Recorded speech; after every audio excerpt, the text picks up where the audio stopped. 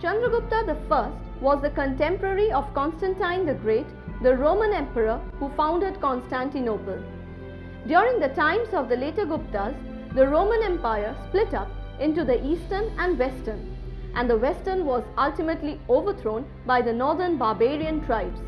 Thus, just about the time when the Roman Empire was weakening, India had a very powerful state with great generals and mighty armies.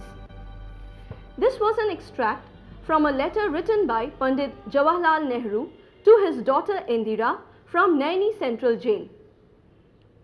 As the letter says, in the beginning of 4th century AD, while Rome was disintegrating, India witnessed the rise of a consolidated imperial power in the Guptas. The initiation of Gupta dynasty marked the beginning of a second empire in India. As a young researcher, I have been working on the Guptas for the past 2 years, and I feel that just as we have enough reasons to look up to the West today, there was a time in history when the West also had enough reasons to look up to us. Not surprisingly, therefore, several historians and scholars have asserted the Gupta age as the classical age of Indian history or even the golden age. It was a time when Indian art, culture and literature attained impressive standards. However, there is a controversy on the early history, origin and establishment of the Gupta Empire. In the writings of Professor D.N. Jha, we find that the eclipse of the Kushanas in North India and of the Satavahanas in the Deccan in the 3rd century ushered in a period of political atomism and paved the way for the emergence of several minor powers and new ruling families. It was in this situation that the Guptas laid the foundation of an empire. In the Puranic texts, particularly the Vishnu Puranas, refer to 3 early Gupta kings, Sri Gupta, Ghatotkacha Gupta and Chandragupta I. Chandragupta I's accession to the throne in 320 AD marks the beginning of Gupta era in Indian history. The most significant kings of Gupta Empire were Chandragupta I, followed by Samudragupta, Chandragupta Vikramaditya, Kumaragupta I and Skandagupta. The death of Skanda in about 467 AD was followed by a succession of weak line of kings who failed to keep the empire intact and succumbed to the mighty invasion of the Hunas in 5th century AD. Unlike their predecessors, one of the important reasons why the Gupta period has attracted scholars from both India and abroad is because of the abundance of sources available. Numerous epigraphs, extensive coins, literary sources, both indigenous and foreign accounts, have inspired several historians to reconstruct the history of the Gupta period. The foundation of the Gupta Empire created a growing influence over the Middle Ganga Valley and around Pataliputra as well. In this connection, I would like to read out an extract from one of our leading historians' book, Professor Romila Thapar. Professor Thapar says, despite the rise and fall of many kingdoms in the centuries following the Mauryan period, the imperial ambition did not die, and there were frequent attempts to emulate the Mauryas, but none of these met with same success. The rule of the Gupta dynasty in northern India is often described as an imperial government, but this description is not entirely accurate. In course of my research, I had approached Professor Srila Roy to get an overall idea about the foundation of Gupta state and empire. Professor Roy, do you think the Gupta rulers were successful in building up a pan-Indian empire? Oh, well, Paromita, I definitely think that the Gupta rulers were successful in establishing an empire, but it lacked the pan-Indian character of the erstwhile Mauryan state. The political power that the Gupta rulers built up was concentrated only in northern India. In this context, I think I should refer to both Dr. R.C. Mazumdar and Professor A.S. Altekar. They have both referred to the contemporary powerful Vakataka rulers who held political hold over central India and northwestern Deccan for a long time. And so these historians feel that this age should rather be called the Gupta Vakataka age and not just the Gupta age. So, how was the Gupta state structured? Well, you see, Paromita, a few historians have remarked that the Gupta state was multi-centered rather than being a unitary structure, right? And as such, it had a core area, and here in this core area, Samudragupta had uprooted some of the earlier rulers and had brought them under the direct administration of the royal officials. Now, besides the core area, there are the border kingdoms where the border kings would pay tribute to the imperial Guptas, and they would also attend the court. They would attend the imperial court. And in course of time, these tributary neighbors, they became known as the Samantas.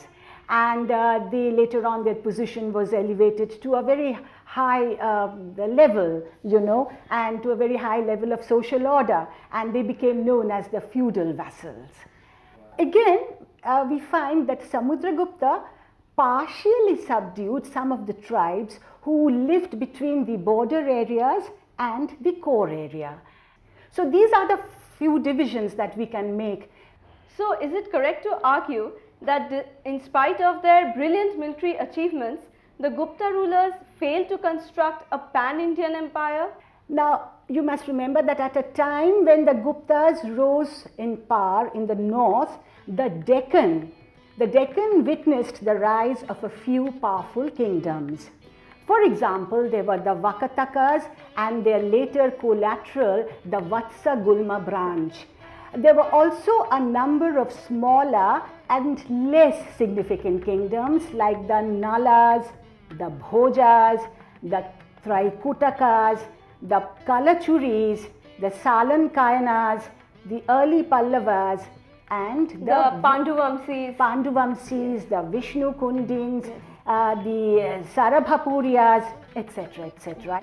And the far south also saw the rise of some important dynasties like the Western Gangas and the Kadambas, just as there were the Eastern Gangas in the territory of Kalinga, there were the Western Gangas in the Karnataka region.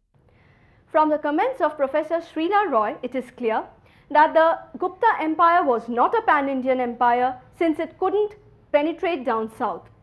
Yet, the Gupta Empire was a highly centralized empire with strong foundations.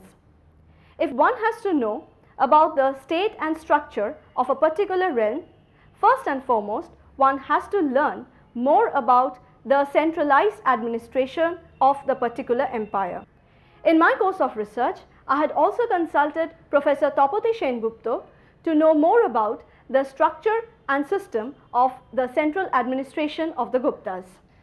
Professor Sengupta, I would like to ask you, what was the power and position of the Gupta monarchs, and how did the nature of monarchy differ from that of the Mauryas?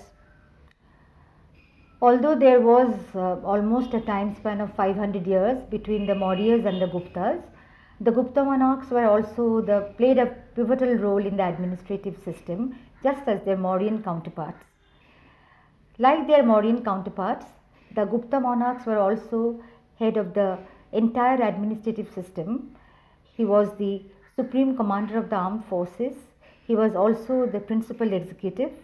he was the one who received and sent envoys. But because of this great time gap between the two monarchies, we find there was an immense increase in the power of monarchy so far as its inherent characteristic was concerned. While the Mauryas were happy with simple titles like Devanampiya or the beloved of the gods, the Guptas, they considered themselves as the representative of gods on earth. Yeah, and perhaps that's the reason why they took titles like Maharaja Dhiraj, King of Kings.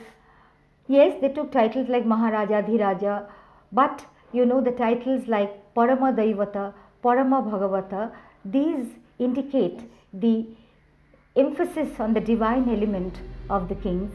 In the Allahabad pillar inscription, Samudragupta describes himself as an equal of Kuvera, that is the god of wealth, Varuna, the god of the skies, the Yama or Indra. Yama is the god of life and death, as you know, and Indra is the god of gods. So this shows that there has been an evolution in the concept of the monarchy in these 500 years, and that is a very important change in monarchy that had taken place. But like their Mauryan counterparts, again the king was the pivot of the administrative system, and the institution of monarchy was considered as the only kind of administrative system even in the Gupta period. So, what was their mode of succession? Most of the time, the reigning monarch selected his successor, but it was not always honored after the death of the reigning monarch, and that is why we find that parallel branches of the main line were established at times. Another very important factor, that the personal prowess of the monarch, that was emphasized in the time of the Guptas, and the titles that they took, Parama Bhattaraka, Parama Daivata, Vagravala Parakrama, Vikramaditya, these are the indications that the personal prowess of the monarch played a very important role in the making of the Gupta monarchy. And unlike their Mauryan counterparts who adhered to the heterodox religions, the Gupta kings were Brahmanical monarchs, and it is because of their Brahmanical faith that they performed many sacrifices, of which the Ashwamedha was very important, and they strongly believed that the performance of these sacrifices would bestow greater power in them, which might have some mystical elements. So, what was the arrangement like at the center, the administrative arrangement?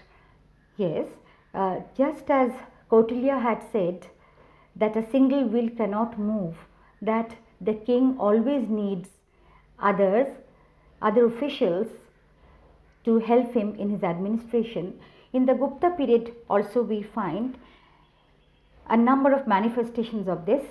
We find that the Guptas were helped by a number of ministers, although the Mantri Mandali was not always a regular feature or a very static feature in the Gupta administrative system. We find a number of ministers, and these ministers or these commanders of the armed forces, we always find the epithet Maha attached to their names or to their offices, which indicates the importance of the office in the administrative system. So we find Maha Sandhi Vigrahika, Maha Danda Nayaka, these are the officials who helped the Guptas. Although the Gupta king was a supreme commander of the armed forces, he was also the head of the judicial administration.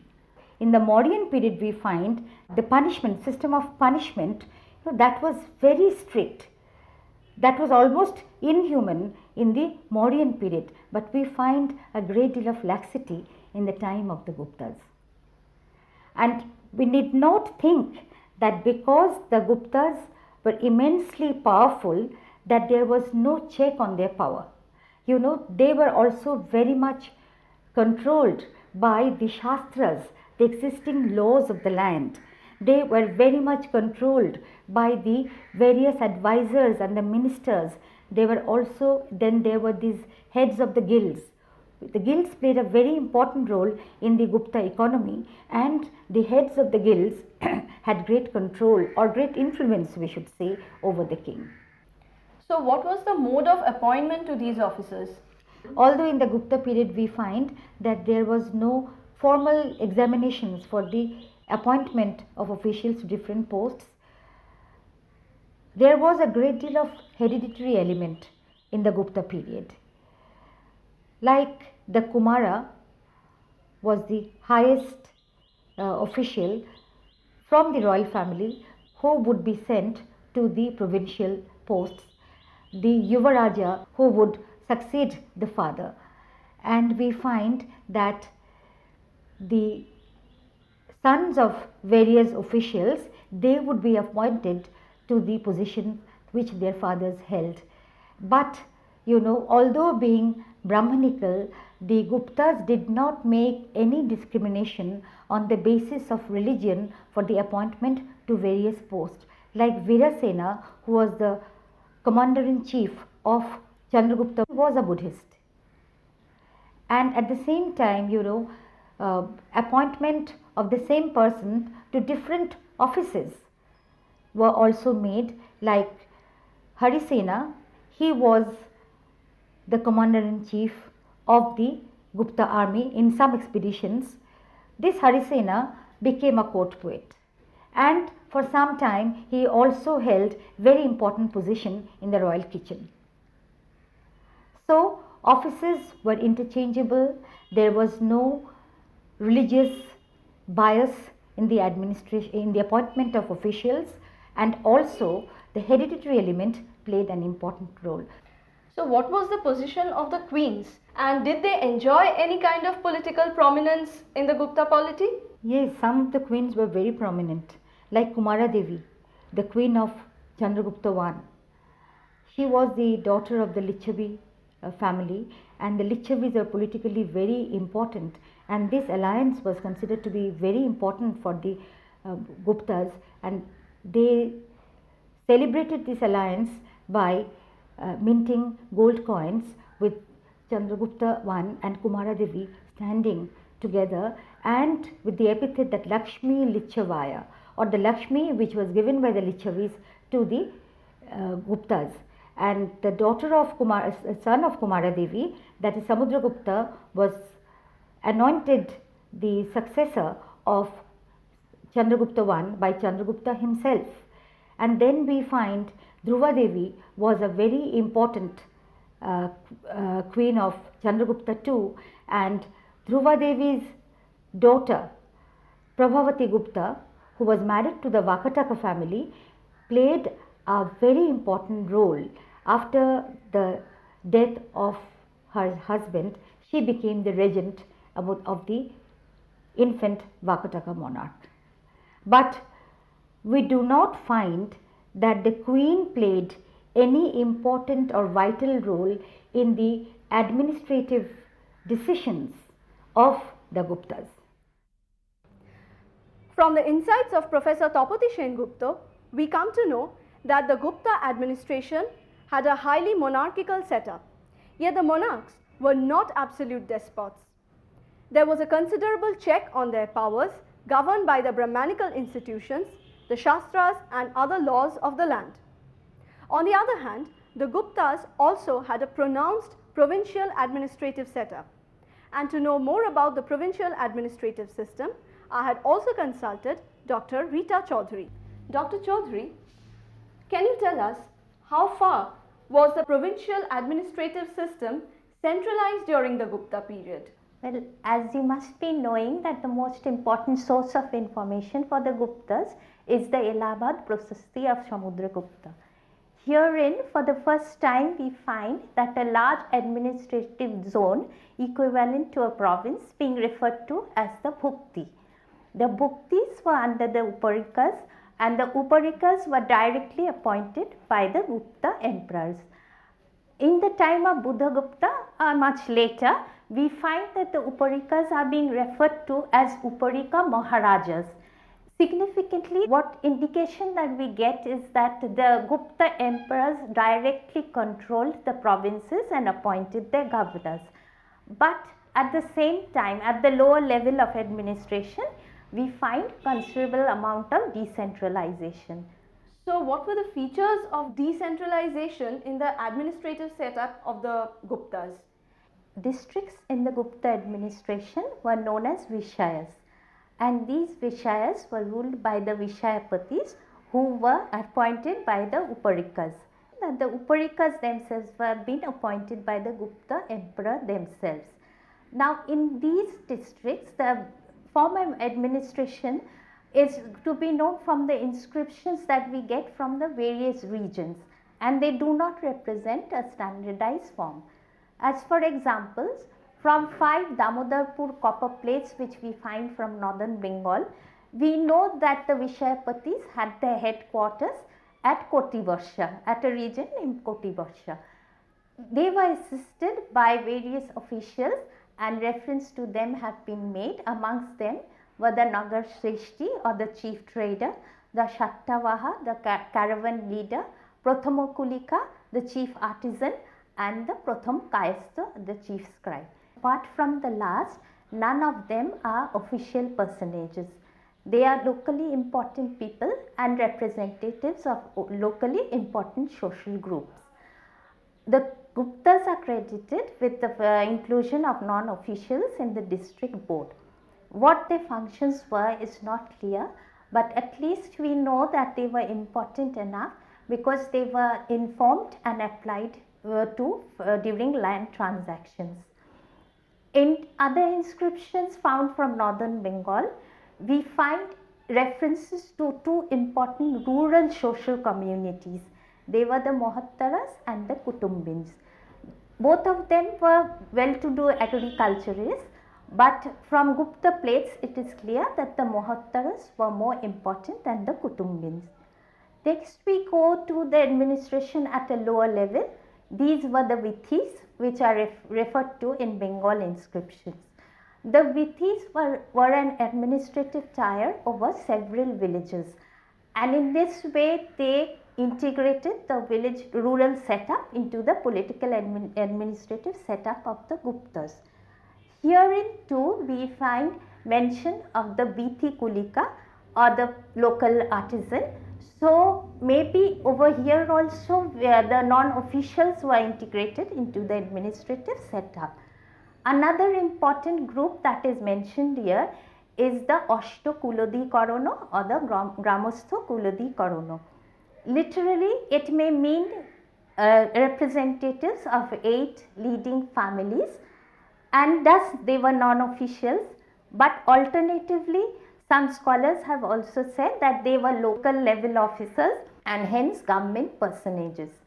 But an in-depth study into the inscriptions make it clear that non-officials were integrated into their structure, and so it can be said that in the district and in the lower levels of administration, the Guptas appointed non-officials in the work of administration, and large part of the administration was dependent on them. So, what was the level of dependence?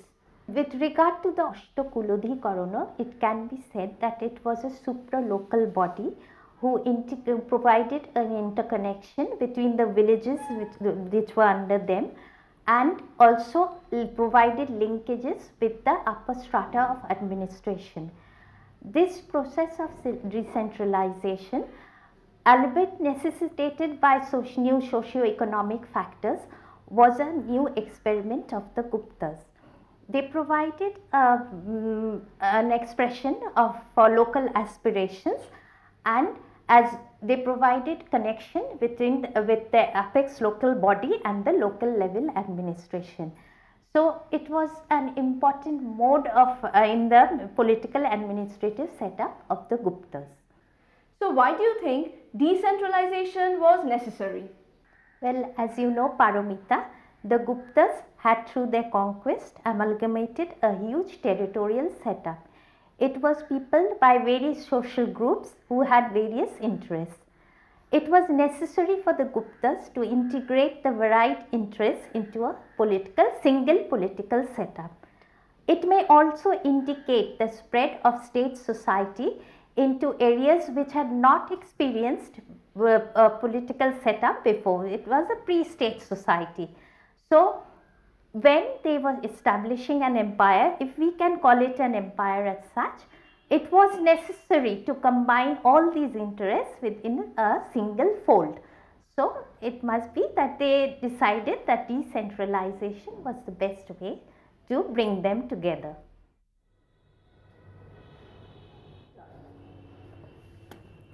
Now, after consulting 3 eminent scholars on Gupta state and administration, one can make 3 significant observations on the Gupta Empire. First, the Gupta Empire was not a pan-Indian empire since they could not extend their direct control in the Trans-Vindhyan region. Second, though the monarch reigned supreme, yet he was not the absolute power. His powers were highly restricted by Brahmanical laws and injunctions.